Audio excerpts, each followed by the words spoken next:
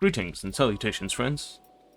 And I figured we'd do something a little bit different this Monday with the ban list about to drop, any second. Figured we'd go over my budget Shaddoll trap build that I'll be playing in locals. And there will be locals content coming up, which is why I wanted to show you this. Also, you get to see my lovely hands. It's been a while. So, we'll stick the side and extra to the side for a moment. We'll go over the main deck and we'll go over the Shaddoll package first. So we're of course running the 3 Wendy and the 3 Squamata. Wendy's a free special summon and Squamata can either send whatever we want Shaddoll wise to the grave, which is obviously where they really want to be. It's also a man-eater bug on flip, which comes in handy. We're then running 2 Aerial because Aerial's fantastic this format. Banishing 3 from your opponent's grave, hitting Drytron names or their Golden Lords, it feels great. So Aerial's really, really good this format. I like running her at 2. We then got the 1 Hedgehog, the 1 Beast, and the 1 Dragon for their little utility uses. I've cut Falco because, I don't know, I never felt like he really worked out that well. It was an extra body on board, sure, but most of the time it was just not really needed. So I cut Falco. We're then running 3 Shaddoll Fusion and only 1 Shaddoll Fusion. Shaddoll Fusion lets us play around our opponent and try to outplay our opponent. Shaddoll Fusion's easily searchable and is only really good when the opponent has an extra deck monster on field. What we're trying to do with this is respond to our opponent rather than build up a board that they can't break. So that's why I've only got the Shaddoll Fusion at 1. Basically Pack's reasoning, and why would you argue with Pack? Then we've got the 3 Sinister Shadow Games, which is just a foolish burial for Shaddolls. The 1 Schism, because I can't afford 2. I'd like to run it at 2, because if this gets Cosmic Cyclone, it does hurt quite a lot. But, fantastic card that I need to remember its second effect. I always forget that you can send one of the opponent's monsters of the same attribute to the grave. And that's, I think that cost me a few games at the last locals, but we won't talk about last locals because first time playing with real cards in 8 years, so give me a break. 1 Shaddoll Incarnation. It's a reborn. It also gets some plays in the grave by banishing and flipping face up. So you can get your Aerial out, banish say your construct that's in the grave, flip up the Aerial, special summon back the construct, etc, etc. You know the Shaddoll combo lines, and if you don't, go look them up. We've got the 1 Shaddoll Core. So this acts as any attribute for a fusion summon, which is nice because we do only have the 1 light target in deck, which you can see here. Ooh, spoilers. And it also gets us a Shaddoll spell or trap from the graveyard. So it's just genuinely a good card. At worst, it's a chump blocker that can protect us from dying.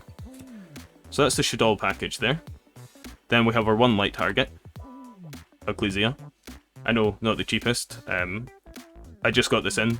At last locals I was running Trick Clown, and it worked fine. Ecclesia's just better. She can search our punishments if we draw into her, and she's a good spellcaster to be reborn, which we'll go over in a wee bit. We then got, our extra light sources and super polymerization. So any of our opponent's lights, they are now our lights. Super Poly is fantastic and should be run at 3. Please don't ever put it back to 1, Konami. Hand traps of choice. In the main deck, we just have the 3 Ash Blossom and Joyous Spring. It hits everything, and because we are wanting to go first, if I could ever win a die roll, that might actually happen. I think just having Ash Blossom in the main is fine. Onto our trap lineup then. We have, of course, the 3 Dogmatic of Punishment. So most of the time you're going to be wanting to send App Clone off of this to search out the Schism. But we do have a few other targets that work nicely in the extra deck. We then got 3 Torrential Tribute, just to clear up boards. Another great use of core is if you have it set in Torrential Tribute and they're doing stuff, and then, you don't want to Torrential them until they've fully committed. You just flip up your core, special summon it, activate Torrential. Feels good.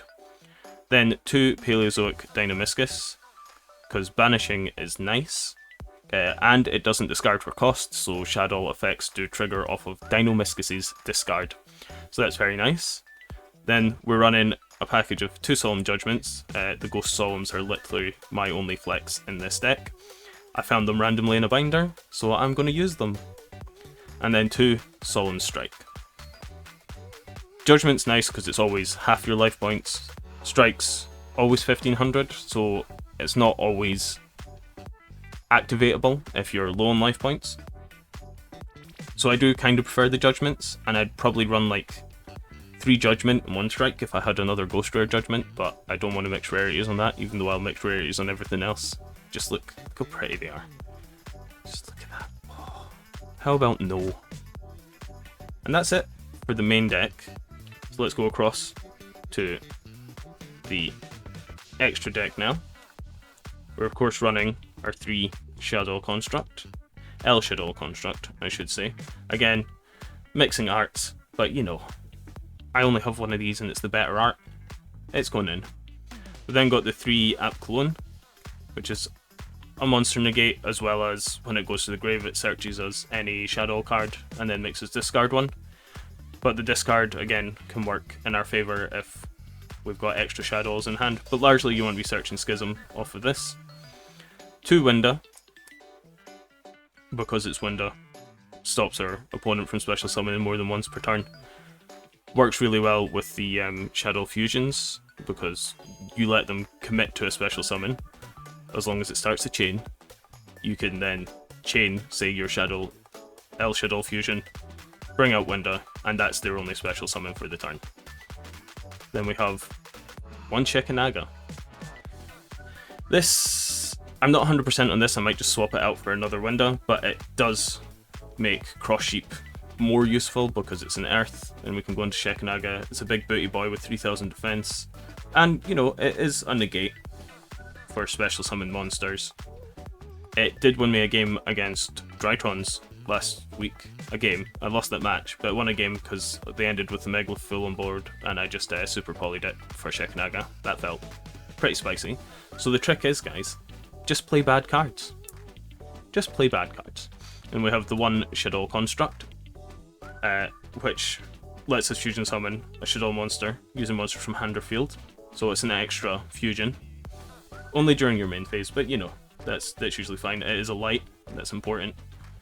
So it's lets us go into Construct, and it can reborn itself from the graveyard by sending 1 Shaddoll card from your hand or field. So that will also trigger the Shaddoll effect, which is, you know, it's nice. Bring it back. Have an extra body on field that is a link too. We've got the 1 Gravity Controller for like turn 1 plays if you can get out a Construct and then put out Gravity Controller. It's just a nice little defensive thing. Construct will go to grave and get us back whichever fusion spell we use to get her out. The 1 Cross Sheep, because it allows some combos. Again, this isn't a combo deck, but Cross Sheep's there for its utility, gets us a reborn, and it's just a nice one to have in there. Then got 1 Celine, Queen of the Master Magicians, because as long as there's 3 spells in both graveyards, it is a free reborn for any of our spellcaster monsters, and the majority of the Shaddolls are spellcasters. We have 1 Elder Entity Intis as another target for punishment if we need the double pop. Another light target as well, but that's pretty much irrelevant because it's never actually on the field.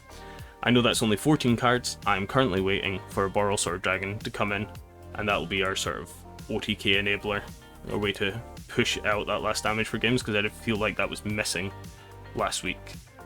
Before I had a Cyframe Lord Lambda in here just as an easy link to light target, but I didn't like it that much, and Boral Swords in the post. Into the extra deck, and this will be changing because with the Boral Sword I have some extra cards, but we'll go over it quickly. We've got the 3 Gamma and the 1 Driver for when we know we're going second. Just side out some of the traps for the Gamma, because it's better to have that in hand than, say, a Torrential Tribute that's useless when our opponent's playing.